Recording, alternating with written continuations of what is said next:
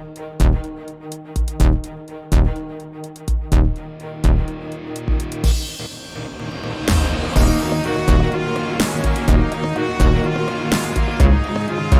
is Thursday, August 15th, 2024 at Protestia Studios. This is your intelligence briefing coming to you from protestia.com, where, as always, you can go to find the latest in Christian polemics and discernment news. Sign up for the Insurgency email blast and support us on Patreon, patreon.com/Protestia. Thank you so much for tuning in. Let's get into the news. First headline at protestia.com. How many shepherds for sale were bought by Docent Research Group?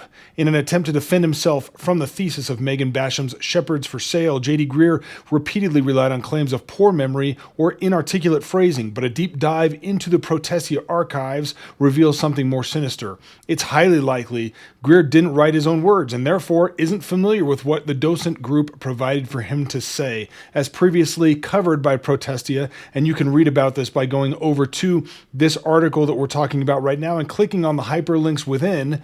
J.D. Greear's voluminous retort to Megan Basham in response to her well-documented claims in Shepherds for Sale largely relied upon claims of bad memory, poor wording, and a, quote, maturing of his views. This has raised the collective eyebrow of evangelicalism, which has rightly and instinctively found this defense incredulous. What writer doesn't remember what he's written? What pastor doesn't remember what he has spoken? This would be akin to a songwriter not knowing their own lyrics. It's more implausible than a Bigfoot sighting at a disco rave. It seems unbelievable, which leads many logical people to assume the most likely cause is that Greear is lying, yet doing our best to presume truthfulness on the grounds of Christian charity, we will hope all things that this is not so. There is, however, another very plausible explanation for Greear's inability to recall words that found their way into his sermon manuscripts, and the explanation need not send anyone too far out on a limb. As Megan Basham would say, we have the receipts.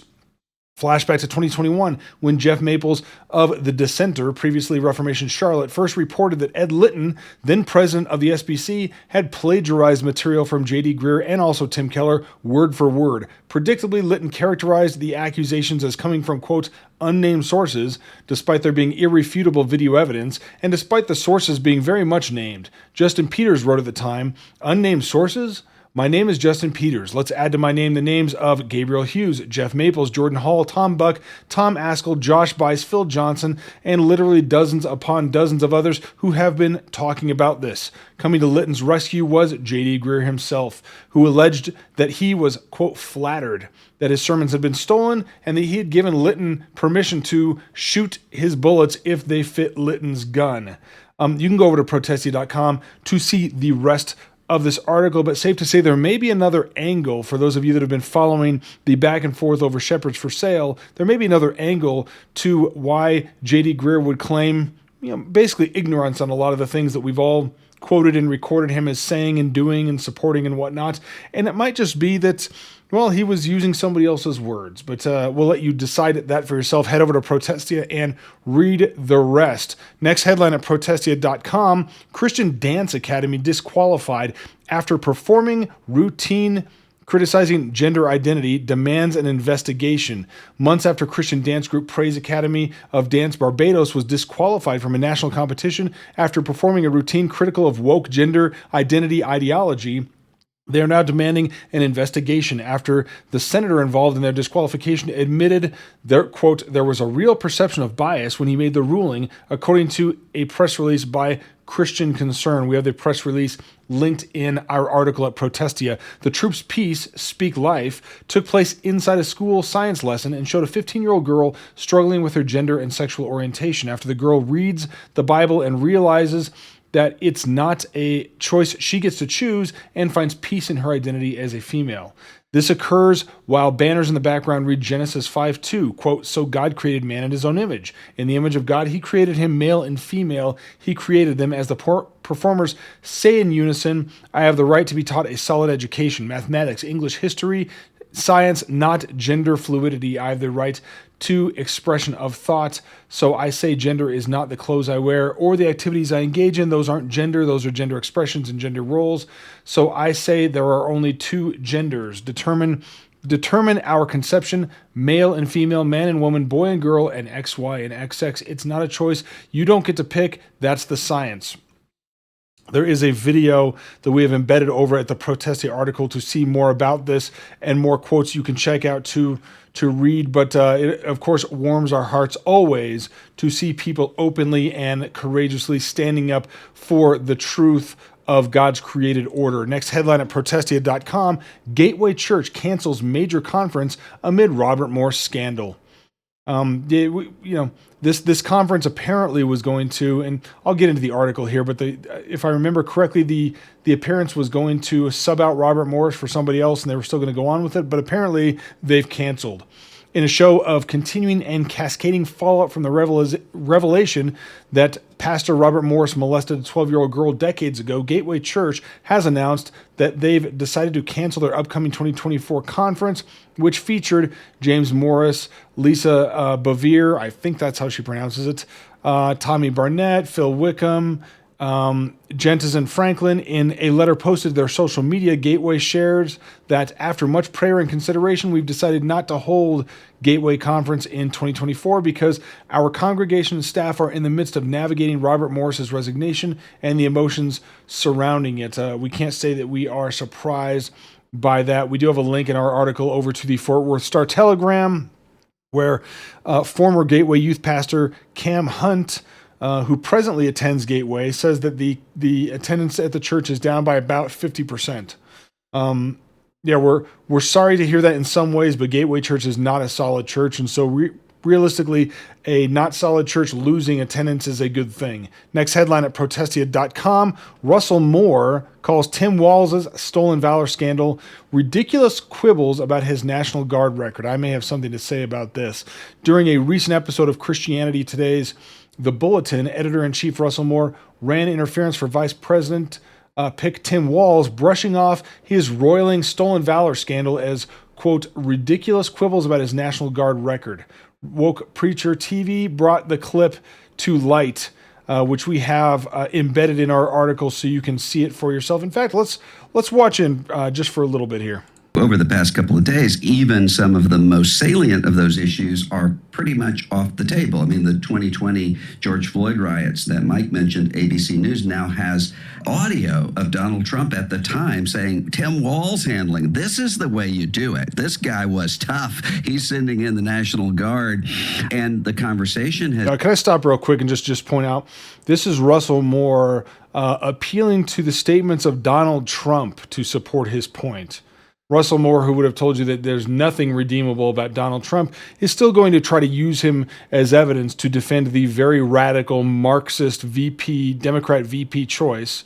I should really put choice in scare quotes, since the Democrat primary voters did not get to choose the Democrat nominee nor the VP nominee.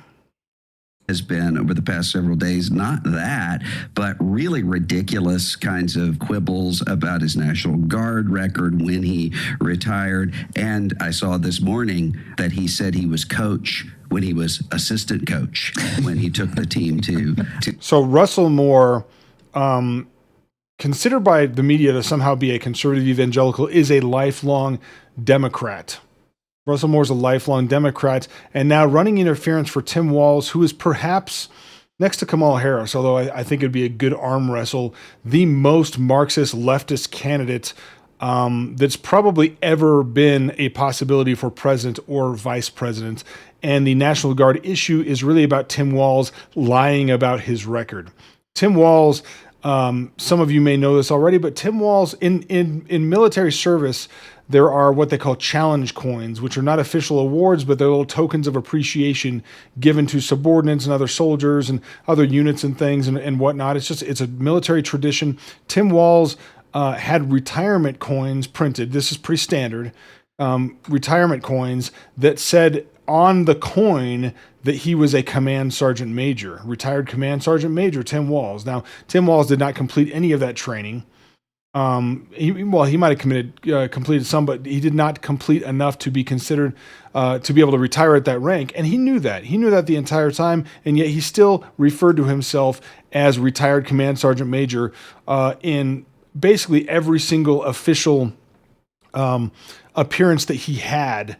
Tim Walz embellished his record for the sake of politics. It was well known that the Democrats were looking for liberals and leftists like Tim Walz who had Iraq and Afghanistan experience, military experience, to run for office because it was seen as something that would balance out their substantial liberalism and leftist policies.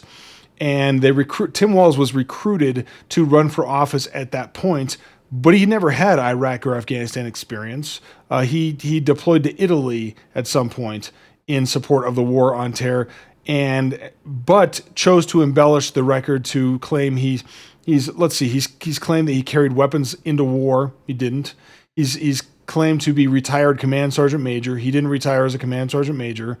And he's claimed that he'd already made the decision to retire before his unit got the warning order that they were going to be deployed. But it was well known in his unit long before the official warning order came out that they were going to be deployed. And as the acting command sergeant major of that unit, he would have been right in the mix of knowing that that was about to happen. That's why you see his replacement and his chaplain and other soldiers that served with him calling him a coward. They all knew that they were going to be deployed long before he decided to retire, long before the warning order, the official warning order, before their actual deployment.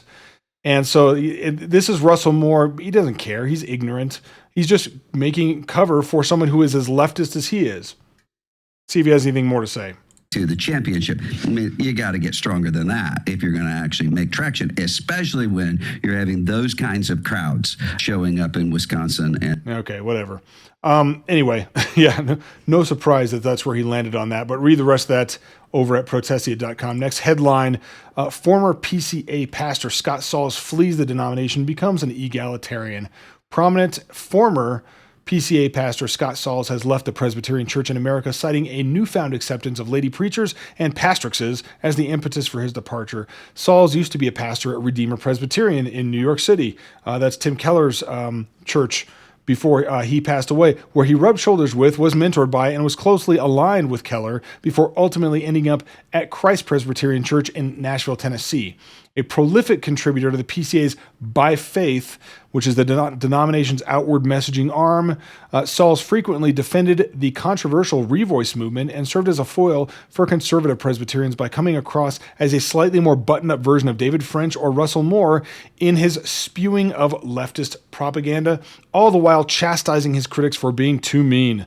We featured Sauls 2 years ago after he asked Christians to compare their marriages to homosexual relationships. There's a link in our article leading to that. Inquiring, and this was from Sauls, is your heterosexual marriage as committed as some gay marriages? Some gay marriages are deeply committed, as out of step with Scripture as they are. Your marriage commitment needs to at least be at the same level to have some sort of credibility. This is the side B flattening, wish-washing of the issue, supported by now, I guess, formerly PCA pastor Scott Sauls. Read the rest of this over at Protestia. Next headline, prominent televangelist acquires a third jet valued at $17.5 million. There are few things money-grubbing heretics like more than jet setting in their private airplanes, and televangelist Keith Moore is no exception. The founder and president of Moore Life Ministries, Faith Life Church, both of Branson, Missouri and Sarasota, Florida, and Faith Life International, Moore spent decades working alongside Word of Faith purveyor Kenneth Hagin, where he learned to shamelessly grease the wheels and wallets of his congregants. You can read more about this over at protestia.com, but yeah, I mean, we may or may not report on it when good old Keith here grabs his fourth private plane. We'll see. Next headline: what should Suzanne Hinn's forensic accountant look for during divorce case against Benny Hinn? This is from Trinity Phi. And we have a link at the bottom of our curated post to get to their article. But divorce petition was filed on July 26, 2024 in Florida by Suzanne Hinn, the wife of televangelist Benny Hinn. I believe this is the second or third time she's filed for divorce from him, and I guess the other times didn't stick. Suzanne requested spousal support and asked the court to require the husband to contribute to the wife's attorney's fees and costs, including forensic accountant fees, both temporarily and permanently. Because Florida is a no-fault divorce state, the forensic accountant would not be looking for financial fraud and other financial crimes. This article was written by Barry Bowen over at Trinity Fi. We have a link at the bottom of our article to get their last headline for this intelligence briefing. Lutheran Church puts on video games themed service and Christian principles from Tetris. Yeah, so Christians over at King of Kings Lutheran Church in Omaha, Nebraska, one of the largest churches in the Lutheran Church Missouri Synod, conservative Lutheran denomination that stands in stark contrast and contradistinction to the filthy menstrual rags that is the progressive ELCA, nevertheless is putting on as you can see here, a game on service. Looks like Minecraft or Minecraft adjacent looking stuff in the back, where they're going to talk about the Christian principles that can be found in Minecraft, Super Mario Kart, Tetris, and Frogger. It's funny, my brother and I were talking earlier today about how the youth group, we got a clip, good. How the youth groups that we grew up in have turned into, because guys like me are now pastoring churches, millennials and Gen Xers, millennials, and Gen Y and things like that are pastoring churches now, and all they've done is turn big boy, adult church into a youth group for adults. You can see it. We can see it here. Have you ever wondered how video games can teach you about faith? Join us this August for Game On. We're exploring Christian principles in Minecraft, Mario Kart, Tetris, and Frogger. Discover insights into faith, community, and more. Invite a friend today at kingofkings.org/gameon. And you got to run with belief, right? And so one of my favorite races is DK Summit. I just love it. You're kind of going, and here's what's happening. Like you're racing on this DK Summit track, and you're like bumping, and you're beaten and battered, and you're going. I think these guys are like they're one step away from passing out pacifiers and diapers to the adults in their congregation. And you're speeding and cruising, right? And you're getting bombarded and you're outlasting. You're just going in this race. And it's a race that happens that you're just going and flying through, right? All these things. And the truth of the matter is, that's what life's like. Like, have you ever gone through life and you're... Wow. Wow. Like if you can exegete Super Mario Kart, you can probably exegete about anything or tie it into scripture in some way. Like you know how that one thing in life has good things and bad things, and it's like a challenge, and it doesn't always go the way you want, but sometimes it does. That's just like life, and every single other possible experience one could go through. Like if you can tie video games to somehow scriptural teaching, you can tie just about anything. You could sit there and say, okay, if you know how when you're eating a meal and sometimes like you bite into a chicken wing and there's a piece of bone there that you don't really want, and you kind of have to dig that out, and it gets stuck in your teeth maybe, but you're still enjoying the chicken, but then you get that piece of bone out and then it's out of there. That's just like life. That's just like life. So we're gonna do the David Eats Chicken Wings sermon series at Church for Children over in Omaha, Nebraska. Unbelievable. Anyway, thank you very much for tuning in to this episode of the Intelligence Briefing for Thursday, the 15th of August, 2024. Stay tuned to protestia.com for all of your latest in Christian polemics and discernment news. We'll see you next time. As always, Semper Reformanda.